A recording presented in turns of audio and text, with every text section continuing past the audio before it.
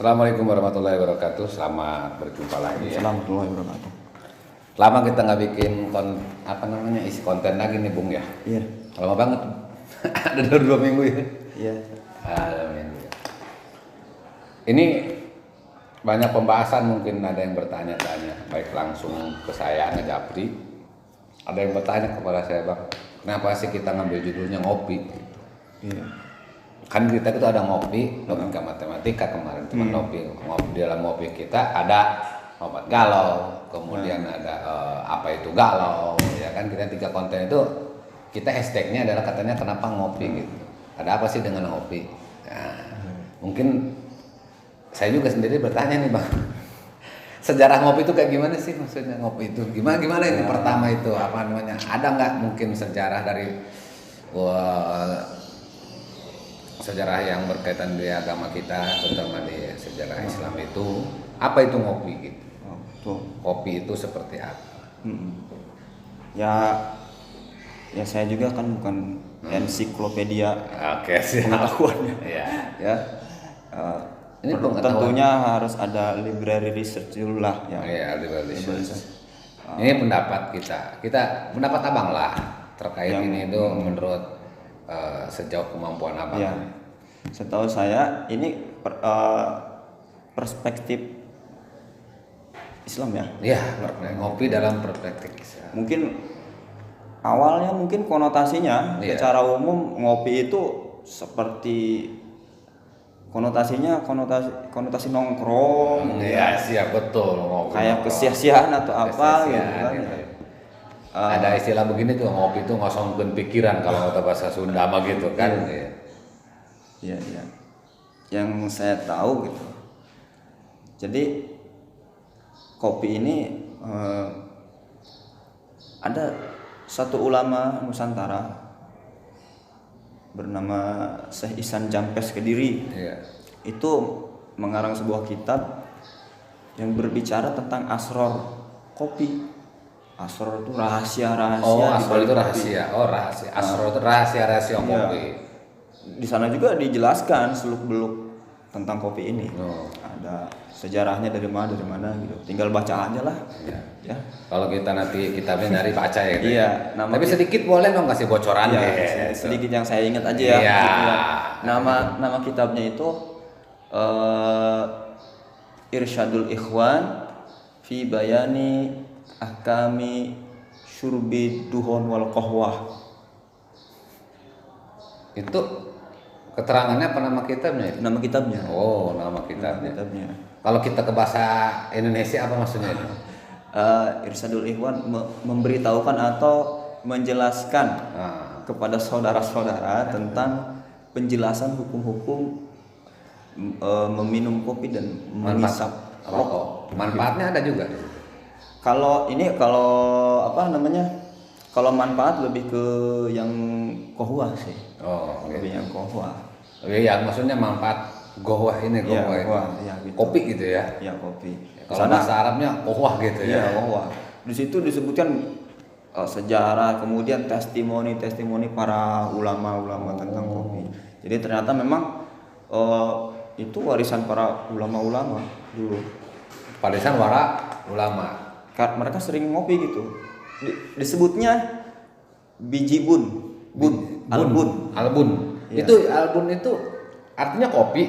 Iya, bijinya. Biji kopi artinya. Cuman setelah itu jadi minuman namanya kohwah. Oh, jadi kalau di kita biji kopi ya biji kopi. Ya, kalau bun itu biji, kemudian diberi air atau dibikin minuman, maka biji bun ini bukan biji bun lagi sebutnya, jadi kopi gitu ya.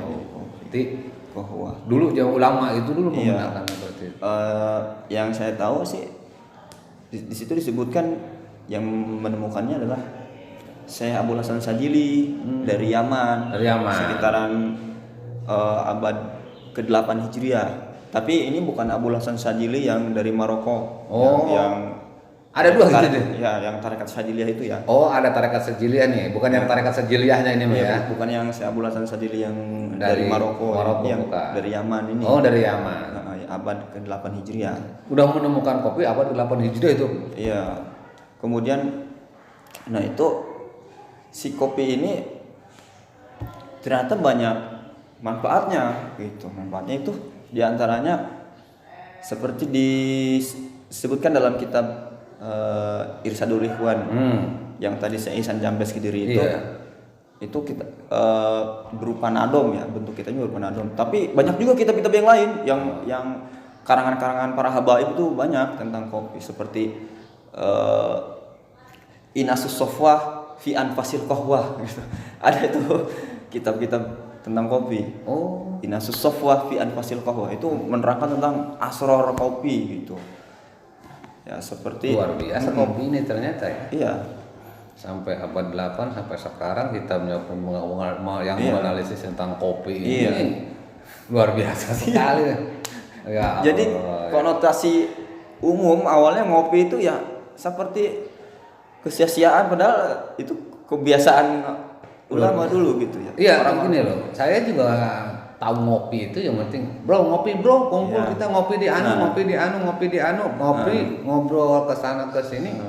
Ternyata di balik ngopinya ini ada berkhasiat. Tentunya kopi yang macam-macam, misalkan kita adakan sekarang ini kopi coklat, kopi hitam, kopi segala macam. Apa itu termasuk kalau mungkin ada yang walaupun ini kopi lah ya intinya ya, walaupun dicampur apapun tetap gitu ya, itu disebutnya ngopi gitu ya. Jadi biji bun tadi itu kalau kita kolerasikan atau zaman sekarang itu kopi gitu ya, kopi yang pada umumnya kita pakai, yang kita sering minum. Adapun tambahan-tambahannya itu mah kan hanya tambahan saja ya. Jadi tidak ngaruh dengan kata kopinya gitu ya, karena ada kopinya. Terus manfaat pertamanya ini apa bro? Testimoni para ulama-ulama dulu ratanya di masalah menguatkan pikiran dan menghilangkan rasa kantuk, karena mereka kan ulama-ulama solih itu dulu kan sering berzikir di malam hari, sering mutolaah ilmu, maka otomatis jarang tidur. Salah satu yang membuat mereka kuat dalam menahan kantuk adalah yaitu surbil kohwah itu. Itu kalau itu sering diotakkan orang itu ya. Kalau ngantuk kita minum kopi gitu kan. Terus yang kerennya tadi itu udah menguatkan gitu loh. Menguatkan pikiran. Pemikiran kita gitu lebih dalam artian kita kuat untuk berpikir gitu. Karena kopi itu. Di kitab Syekh Ihsan Jambes itu disebutkan alaika bi aklil bun fi kulli sa'ah. Lazimkan bagimu dengan biji bun itu di setiap saat gitu. Jadi kalau meminum kopi itu dia kitab siapa tadi pengarangnya? Syekh Ihsan Jambes. Syekh Ihsan Jambes itu dari Kediri ya, Nusantara Indonesia ini yang sekarang gitu kan. Artinya yang dari Indonesia ya menganjurkan kan kopi gitu. Karena ada banyak faedahnya, di antaranya ya tadi menguatkan pikiran, membuat semangat. Emang sekarang juga kadang-kadang kalau ngobrol tanpa ngopi juga nggak semangat. Iya kan. Kadang-kadang gara-gara ngopi kita ngomongnya bisa kemana-mana loh. Datang ngomongin ini. Jadi inspirasi itu muncul gara-gara ngopi. Itu sebenarnya faedah yang sering kita tidak rasakan secara langsung ya. Kita ngopi-ngopi secara tidak langsung ternyata ada ininya juga. Menguatkan pikiran di situ mungkin karena pikiran-pikiran kita kuat, akhirnya kita memori-memori teringat gitu.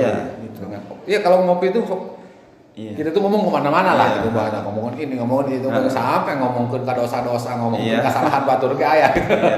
Cuman ya mungkin tinggal kita sortir aja. Kita beda dengan ulama-ulama terdahulu gitu kan. Ngopinya ya ngopi memang karena tujuannya ingin mutolaah ilmu atau beribadah di malam hari gitu kan. Ini Pak Dendi, saya punya satu dalam artian saya bergabung sudah sekitar 8 tahun yang lalu saya punya orang tua lah ya, punya orang tua yaitu siapa Kiai Haji Faruk ya.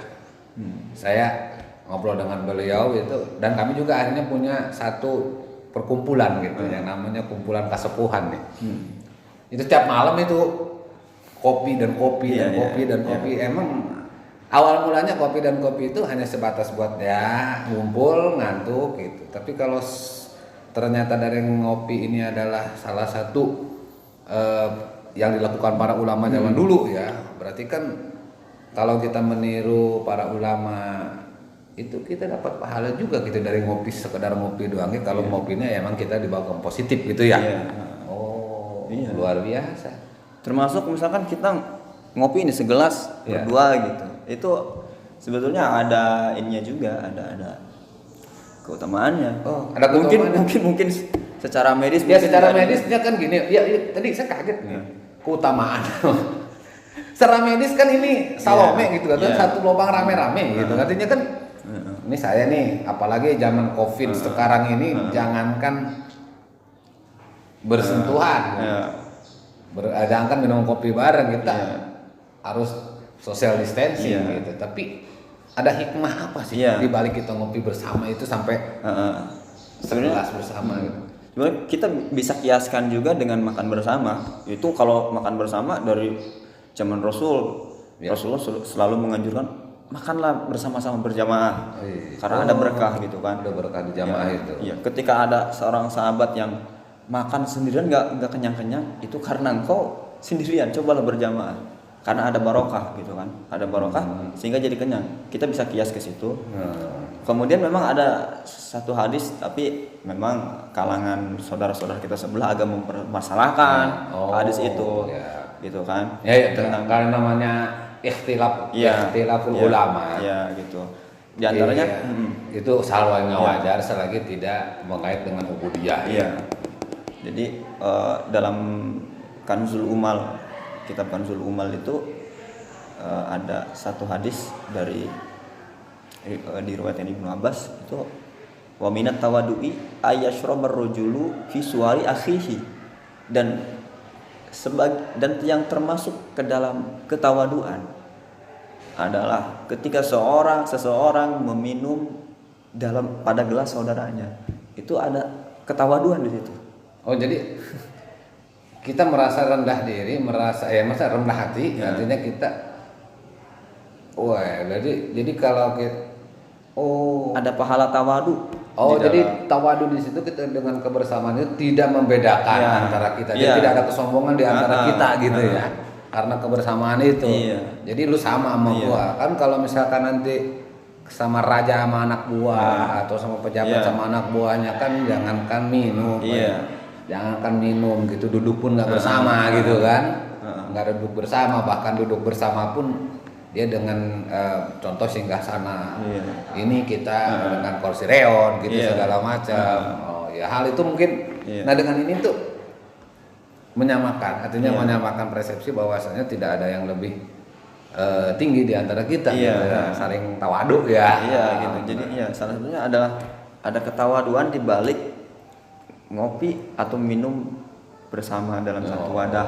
Gitu. Meskipun ada yang mempermasalahkan tentang dalil tersebut, namun pada kenyataannya banyak yang mengamalkan juga ulama-ulama. Bukan ulama saja, kita juga kadang-kadang bang sekopi segelas bersama gitu lebih nikmat karena lawan babarengan. Apalagi kalau makan bersama itu udah jelas ya. Itu udah dari anjuran dari Rasulullah. Ta'amul wahid kafisani. Terus makanan satu itu cukup untuk dua. Cukup untuk dua kata Nabi kan.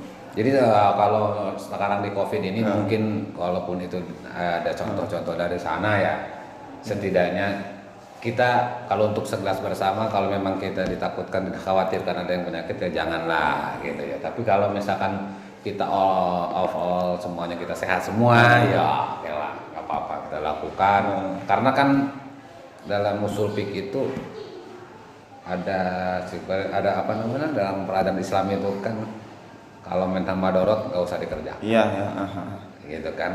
Kalaupun emang demi kebaikan silahkan kerjakan gitu kan. Itu mungkin kita kiaskan ke zaman sekarang ini nih. Sekarang ini kan baik MUI semua udah mengatakan madorot untuk kita selalu bersama, bahkan harus jaga jarak karena membahayakan. Berarti kan hal tadi itu bisa dilakukan ketika kita pada sehat semua. Gitu. Tapi kan alangkah baiknya berarti Sudahlah luar biasa sekali tadi ya, ternyata hikmah dari apalagi ada contoh misalkan dari Buya Damanhuri Cikadun itu dulu, setiap ada tamu, nah tamu itu kan minum kan, setelah pergi itu minumnya ada sisanya, dia tambahin air lagi terus diminum sama siapa itu? sama Abu ya? Itu bekas orang? Iya bekas orang, terus kasih air lagi kan masih ada sisanya nih. Iya, kasih air langsung. Jadi wallahu alam itu kenapa gitu. Tamunya beliau. Iya. Tapi ada juga yang kebalikan sekarang nih, kan kita sudah mempraktekkan nih berkah yang urut kiai. Nah itu bekas kiai. Nah itu kalau tabaruk itu udah Tabaruk gitu ya. Tabaruk dulu sahabat Rasulullah itu tabaruk kepada Rasulullah, berebut air wudu, bekas air wudu Rasulullah itu berebut. Oh iya ya. Iya. Bekas air wudunya itu berebut. Oh iya itu tabaruk gitu ya. Iya, Tapi yang tadi kayak siapa namanya yang dari Cikadun tadi? Buya Damanhuri. Iya, Damanhuri itu saya baru dengar maksudnya kebalik ya. Ya saya juga dengar dari guru saya, Arif Munawar itu. Oh ya, gitu. Ya maksudnya apa? Cuman saya dengar biasanya kan dari ulama nih, dari kiai ini anak buahnya gitu ada sisa tuh langsung dulu. Oh iya. Gitu. Kalau ini kan saya kebalikan ya. Iya kebalikan. Itu kan tawadu banget itu. Selain supaya tidak mubazir gitu ya. Oh lebih ke sana. Mungkin dia tetap gitu. Dia tidak mengkiaikan dirinya sendiri. Gitu. Karena boleh jadi walau alam mungkin di mata Allah dia yang lebih mulia gitu. Dia yang lebih mustajab. Oh gitu. Itu mungkin alasannya. Itu tanda ketawaduan tuh. Iya karena kita sudah mendengar pala tahtakir mandunaka polisi media gitu. Boleh jadi di mata Allah mungkin ya saya kiai. Di mata kita hina gitu ya. Mungkin ya saya kiai mungkin ya labelnya kiai. Walau alam mungkin di mata Allah dia yang lebih mulia gitu kan. Boleh jadi ada keberkahan yang Allah titipkan melalui dia gitu kan. Allah itu tanda tawadu di situ. Itu tanda tawadu di situ. Intinya ya juga kita menghindari yang namanya tahtakir mandunaka itu. Jadi menghina orang lain itu, merendahkan orang lain. Luar biasa. Selain itu ini ngopi ini manfaatnya tadi itu ya. Kita sudah manfaatnya luar biasa. Sekilas dengan kopi ini gitu. Kalau misalkan silakan kira-kira dengan kopi ini apa lagi nih? Yang membicarakan tentang kopi ini sementara ini gitu nih. Di waktu yang singkat inilah. Ya ngopilah, ada ibaratnya melalui segelas kopi pun kita bisa beribadah lah. Kalau kita niatnya ibadah bagus, niatnya baik. Selain misalkan kita minum kopi agar supaya kita malam pengen tahajud supaya kuat ininya, maka jadi ibadah lah minum kopinya itu kan. Tujuannya kan.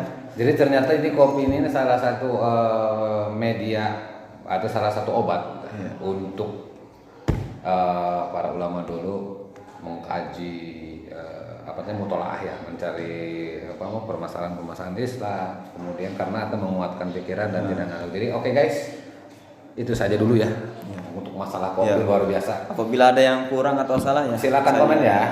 Kita komen aja nanti kalau mau ini nggak apa-apa Pak. Kita sekarang belajar. Kita sama-sama belajar, yang di sana belajar. Karena tadi itu ngopi bersama itu menyamaratakan kita, artinya tidak ada perbedaan kita manusia, yang hanya tahu itu adalah Allah. Di mana kita yang mulia, di mana kita yang tidak, di mana mungkin siapa yang punya kelebihan di mata Allah itu kan hanya Allah yang tahu. Kita hanya bisa berusaha, betul ya, berusaha mencoba memberikan penerangan kepada kawan-kawan di sana. Kalau memang ini sesuai, silakan kita gunakan. Kalaupun nanti kita carilah, kita cari solusinya. Kita sudah dijelaskan tadi Pak ya. Kesimpulannya gimana? Kesimpulannya yang santai aja Bang. Kesimpulannya perbanyak ngopi demi ibadah. Itulah. Jadi perbanyak ngopi, kalau kopi itu lillah atau untuk ibadah. Jadi kita ini ahlul qahwah wal jamaah. Ahlul qahwah wal jamaah itu yang penting ya. Jadi ngopi itu ternyata banyak manfaatnya. Dari tadi jasmaninya kita menguatkan pikiran, ternyata ada segi ibadahnya kalau kita emang dalam ngopi itu untuk mengkaji-kaji tentang keislaman kita atau tentang pengetahuan yang ilmu lah, karena Islam juga tidak hanya memberitakan ilmu ukhrawi saja ya, ilmu dunia pun kita kena gali. Oke, demikian.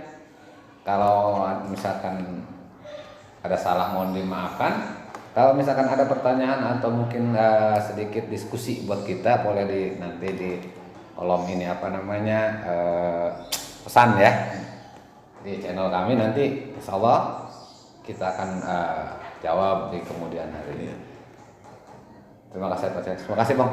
Oke, thank you, terima kasih. Assalamualaikum. Waalaikumsalam.